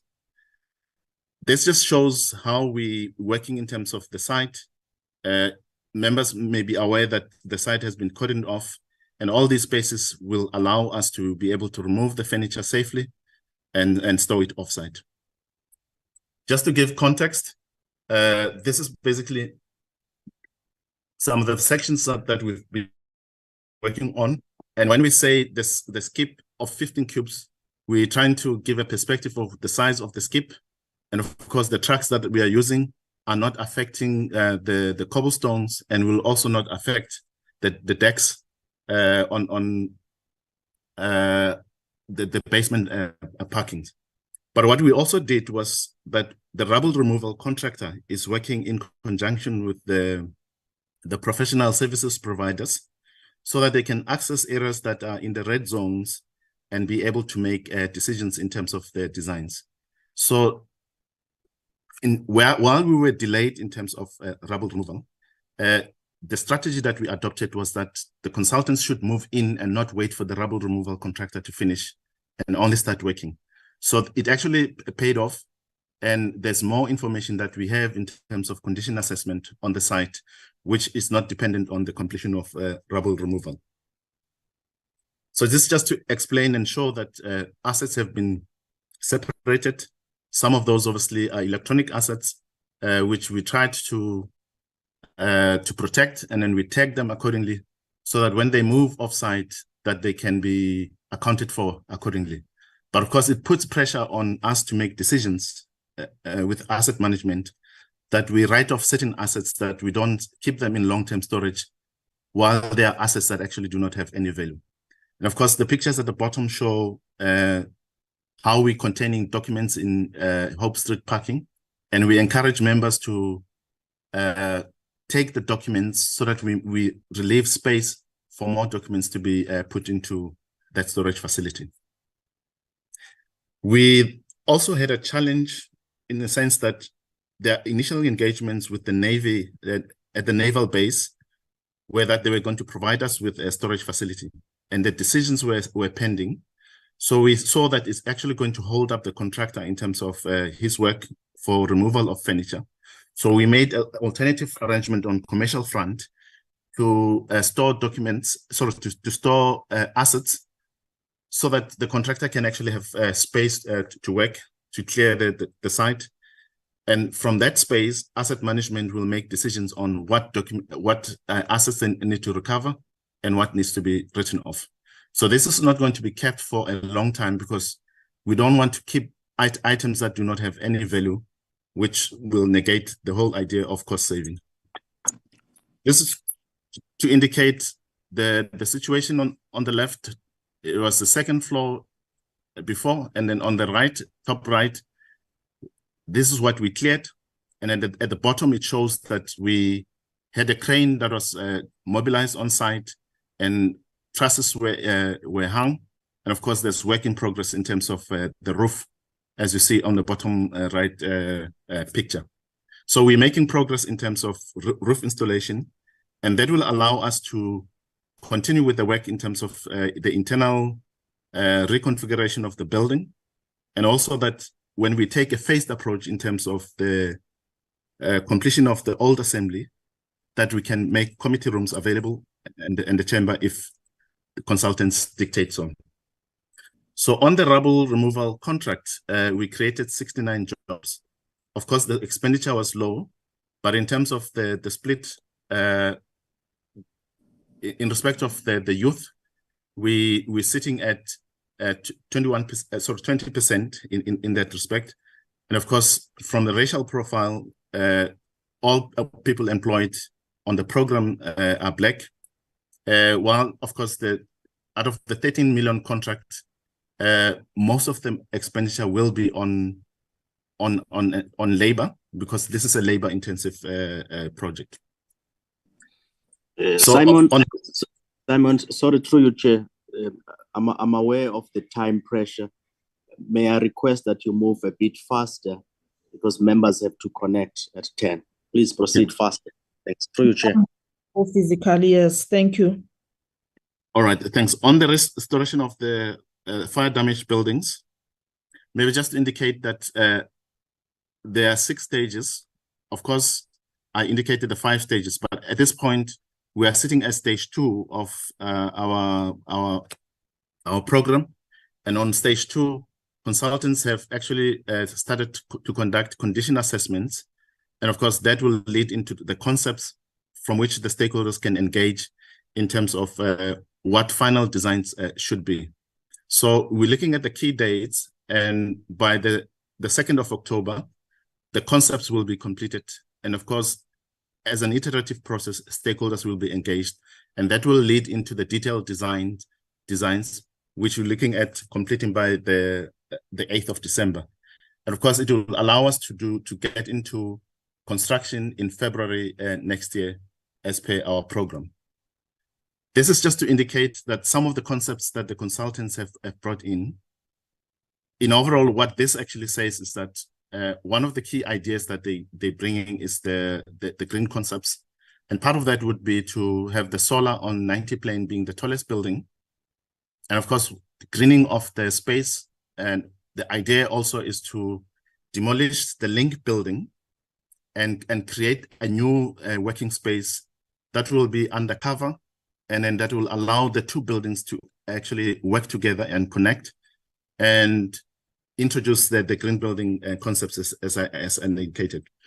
In the green building concepts, and also in terms of the new ideas that are coming through, the whole idea is that it's accepted that modern architecture has an impact on productivity. It has an impact on how people work. It also has an impact on reducing absenteeism. So these are some of the benefits that we're looking at, not only providing infrastructure for functionality or for the offices, but to lift it up to meet the national building regulations, innovation, green building concepts, and of course, while we're restoring heritage at the same time. So this is the work that the consultants have done. The details are contained. I'm sure members have gone through that. But just to say that work has actually continued in terms of stage 2, and stage 2 will be completed, as I indicated, on the 2nd of October. Some of the things that we actually looked at, besides provision of spaces, we're working on collaborative arrangements with CPUT and Stellenbosch University. And this will be about work-integrated learning for students and graduates. And of course, the lecturers will also form part of the Gateway Review panel. So further to that, when we come into the construction phase, we're going to engage, we're working with the TVET colleges. So far, we approached 5 TVET colleges, and they are working with us and ready to give us technicians that will get onto the program for artisanship. So this is part of the strategy for collaborative arrangement, and then, of course, be a parliament that is responsive. So for students from CPUT and Stellenbosch, for this financial year, we're looking at 30 students that are going to benefit from work-integrated learning. And then in the next financial year, when we get into construction, we're going to, again, work with the same universities and then look at graduates that are going to be assisted with professional registration. So these are some of the benefits that we're going to achieve. We went to Stellenbosch, and all these laboratory arrangements will be a support that we get from Stellenbosch University. CPUT also came to the party and said they can assist us in terms of materials for restoration of heritage artifacts and heritage fixtures on the buildings. From the master plan, just to indicate that we took note of the work that was done previously and drew important lessons from those studies, but at the same time, we identified gaps and then gave the consultants a brief. So the master plan is actually going to now come with concepts on how we're going to make the entire precinct to work seamlessly, and also that the buildings should work together. And then, of course, lift the look and feel of all the buildings. But of course, it also will canvas ideas from South Africans so that we can come up with a product on making parliament that is accessible to the people, that has a more modern type of design, and that it improves utility in terms of the core business of parliament. Total facilities management, this is just a concept that we're going to put together, and the work that we're doing will allow the accounting officer to be able to make input to the immovable assets strategy, so that parliament is actually well positioned to identify areas of improvement. As a member explained, that some of the areas are ISO in terms of the fence that is not looking good, maintenance that is not conducted. So all those issues we're going to put into the total facilities management concept and try to look at other weaknesses which actually may have led to the fire, or which may have led to the weakness in terms of being able to respond to the fire or to suppress the fire. And all those concepts are going to be put together in terms of the framework that we're going to take forward in terms of the approach that we're going to follow in total facilities management. And of course, it requires us to say, if Parliament is going to take over the function of TFM, that we need to move from a position where we know what strategy that we're going to follow. And the framework is going to assist us in that regard. Of course, DBSA is working on that as another work package. So from stakeholder engagement, we obviously have engaged internal stakeholders, but we also are working with SARA. Our initial engagement was to have a webinar on the 27th, and SARA requested us that we push it to the first week of October. They're going to assist us in getting all the interest groups from the heritage perspective, and that we move on the principles and the design concept that we're going to put together that should be supported by the major stakeholders, including conservation interest groups. So in overall, there will be stakeholder engagement in terms of design concepts, and we're going to invite people to send their ideas so that we can actually ultimately accommodate the rich tapestry of our heritage, and that it's not only a technical driven approach. Universities are also going to be allowed to engage in this program to showcase their innovation.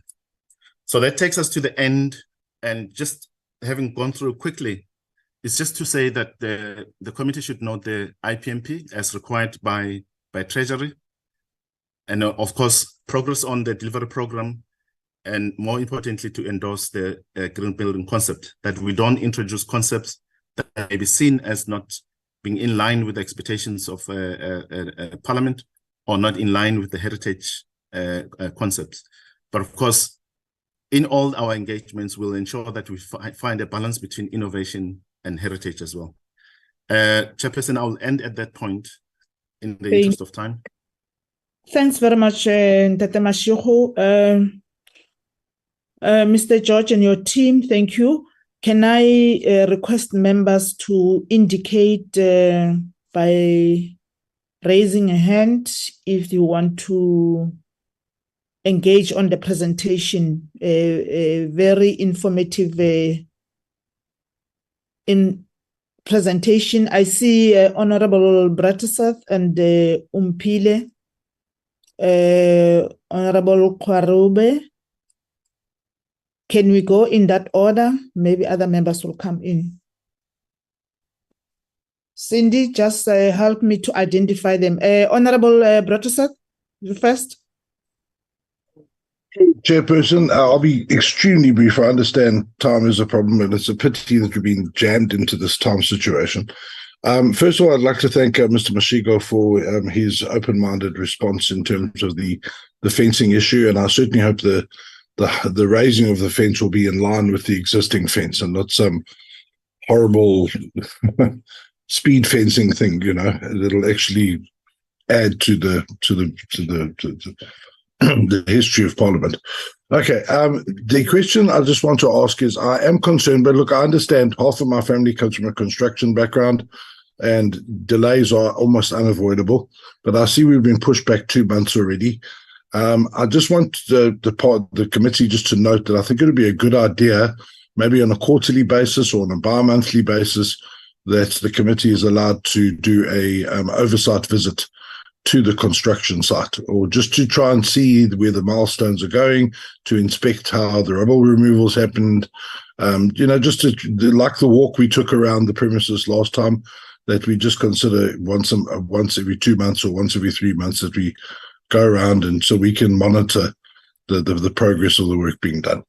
Chairperson, and then the only other thing I wanted to ask is the not personal assets, but the assets that belong to Parliament, for instance, artworks, things like that, anything that is vital to the character of Parliament, if any assets of those have been removed, and can we just get a written response as to how they're being kept safe? Thank you very much. Thank you, Honorable Mote. Thank you, Chair. Mine is a quick one. It's incorrect, Chair, to say that there'll be permanent rubble until the end of the project. A construction project does not mean that there must be garbage. So the presentation covered at length the rubble removal, but what we are missing is the frequency of the rubble removal. It might not be like every second day or every third day. It might be linked to the project itself. So maybe the contractor might want to spend time with the rubble removal supplier to say, we will be clearing the site. So this is how big the rubble will be. And therefore, it will take you, if you bring so many trucks and all that. All I'm saying is, Chair, there must be management of rubble. I mean, those who stay in upmarket estates will know that the estate will never accept that you just go on and on and on without removing rubble.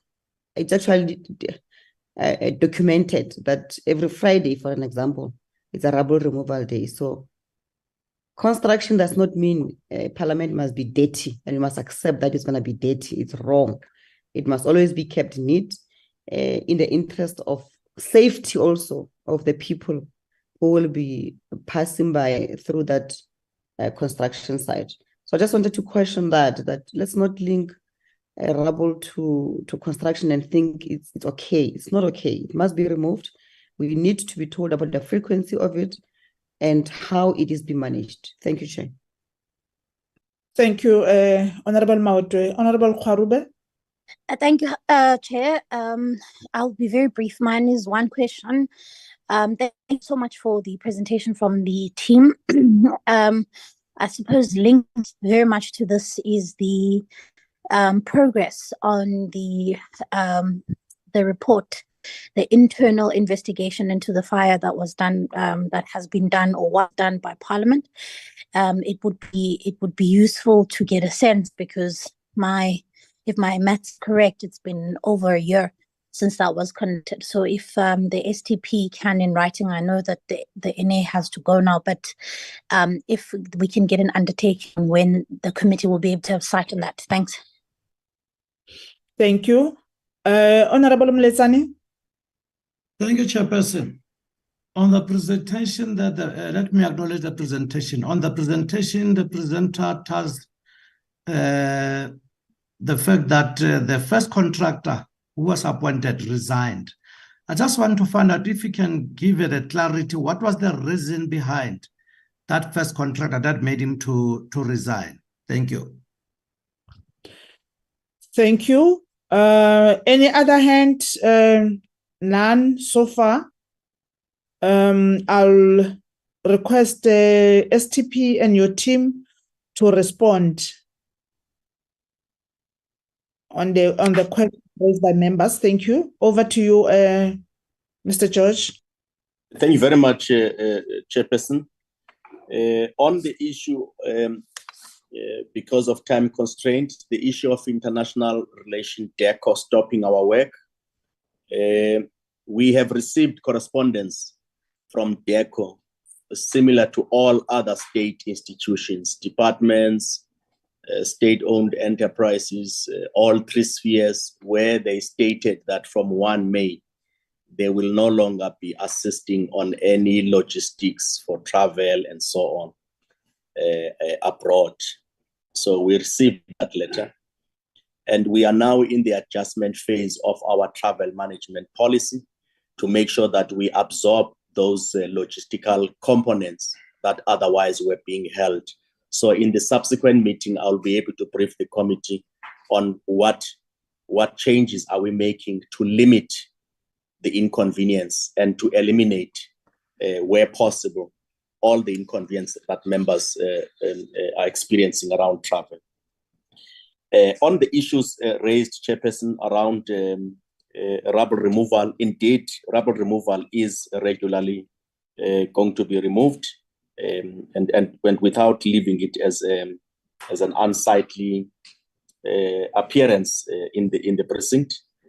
And we will also make sure that once the committee advises us that it is ready to go and inspect NA and look at those assets, we will gladly comply and make sure that there's a guided inspection of that process.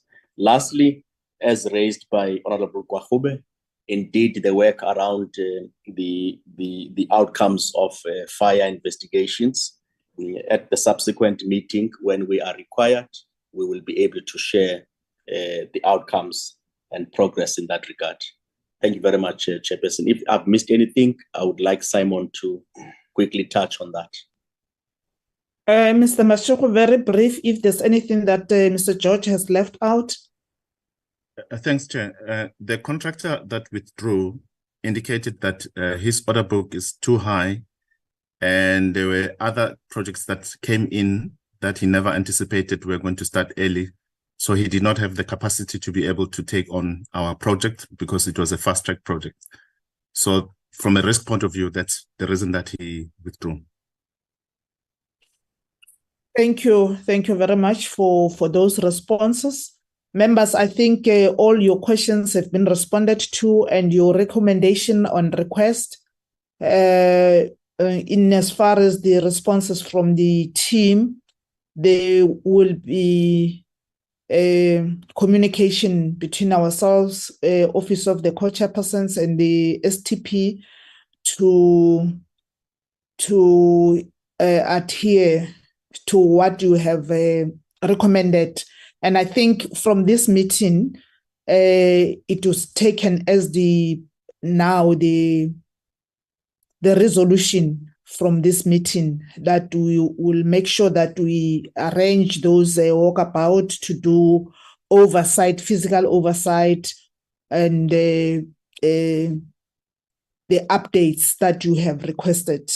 I think we have exhausted the engagement on the subject of the day, and I want to thank the team very much. And looking at the time, we have lost some members who from the NA now, but then we are left with one item. The issue of the study tour that was planned for this weekend, we expected to leave on tomorrow to France, and then on Wednesday to Belgium. As correctly indicated by the co-chairperson, there isn't much to be discussed here, but just to account to the committee to say that having experienced things that are above or were beyond our control, we couldn't continue, or we will not continue with the trip. France could not accommodate us anymore on Monday. They indicated that they can only accommodate us on Tuesday for an hour. Belgium, they also withdrew. They could not accommodate us due to the challenges that they are experiencing from their parliament. And there's nothing that we can do if the hosts are experiencing problems. And we could also not risk taking a trip to France for an hour. That will be wasteful expenditure. Hence, we think as the office of the co-chairpersons, in consultation with the relevant offices, that we present this to you, that we recommend actually to the committee that we call off the study tour. Also considering that it's towards the end of the term anyway, we were going to leave a good legacy. The intentions were good, so that now we will be incorporating this tour into our legacy report, and also taking in consideration if it will still be relevant for the next committee. I see the hand of Honorable Kaiso.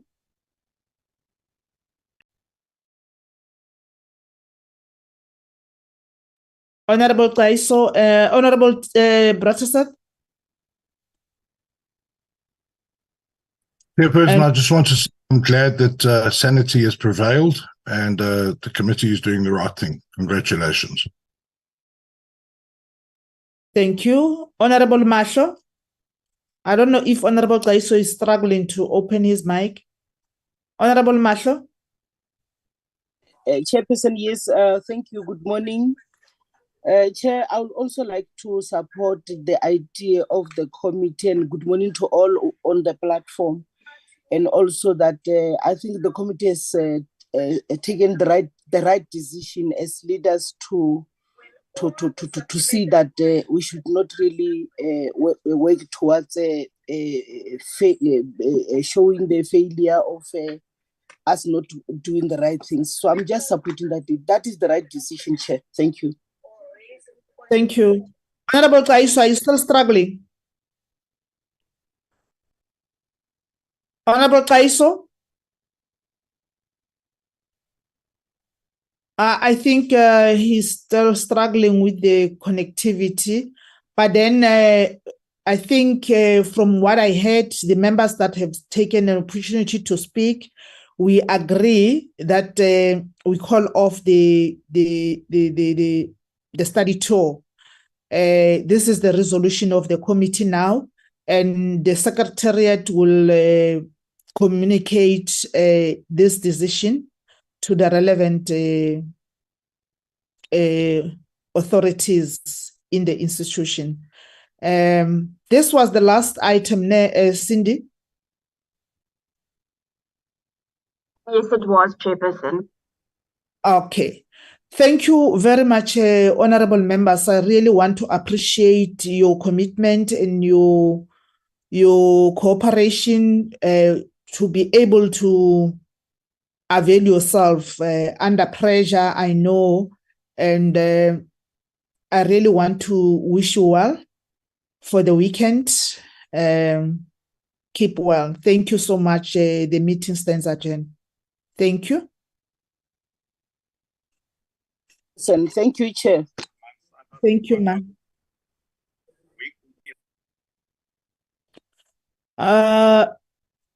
Mr. Berger, I've closed the meeting. You want to say something outside? No, I want to say thank you, Chairperson. Thank you so much. Enjoy your day. Oh, thank you. Thank you so much.